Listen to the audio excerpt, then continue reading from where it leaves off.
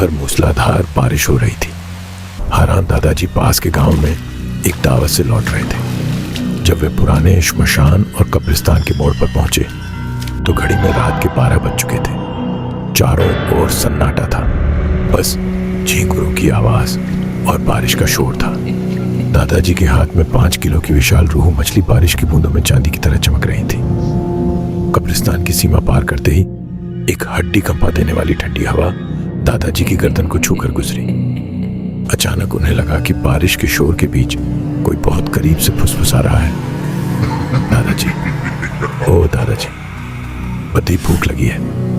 दादाजी ठिठक गए। टॉर्च जलाई तो देखा कि सड़क किनारे की झाड़ियां अजीब तरह से हिल रही हैं, जबकि वहां कोई जानवर नहीं था। उन्होंने खुद को समझाया, शायद वहम है, लेकिन जैसे ही कदम बढ़ाया उन्हें महसूस हुआ कि हाथ में पकड़ती मछली अब मन-भर भारी हो गई है, जैसे कोई अदृश्य हाथ उसे नीचे की ओर खींच रहा हो।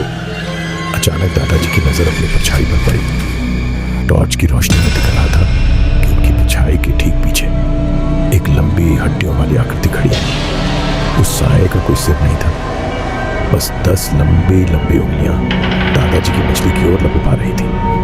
अब उन्हें बारिश की आवाज के भीतर किसी के कच्चा मांस चबाने जैसी आवाज साफ सुनाई देने लगी। डर के मारे दादाजी के रोंगटे खत्म हो गए। वे समझ गए कि यह कोई इंसान नहीं बल्कि निशी है, जो मछली के लालच में कब्र से बाहर आ गया है। दादाजी जानते थे कि इस हालत में भागना नामुमकिन है। उन्होंने जेब से एक पुरानी माचिस निकाली।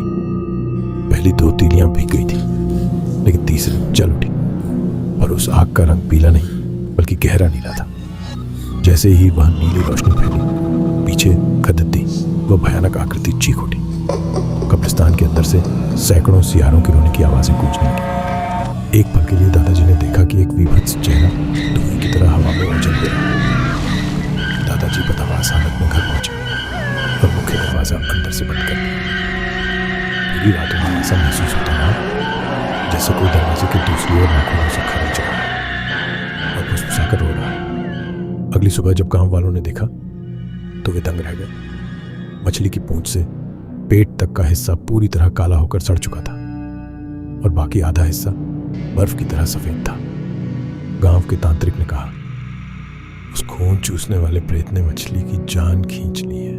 दादाजी ने जैसे जैसे अपने घर का मुख्य दरवाजा बंद किया और फर्श पर ढह गए।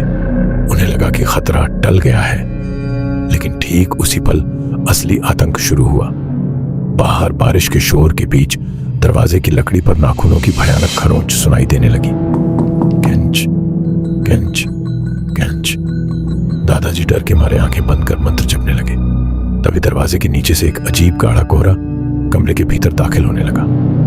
अचानक दादाजी की नजर अपने हाथ की उस रूहू मछली पर पड़ी। वे यह देखकर कांप उठे कि मछली अब बेजान नहीं थी। मछली के गलफड़े किसी जीवित इंसान की तरह भड़क रहे थे और उसकी आंखों से गाढ़ा लाल खून निकल रहा था।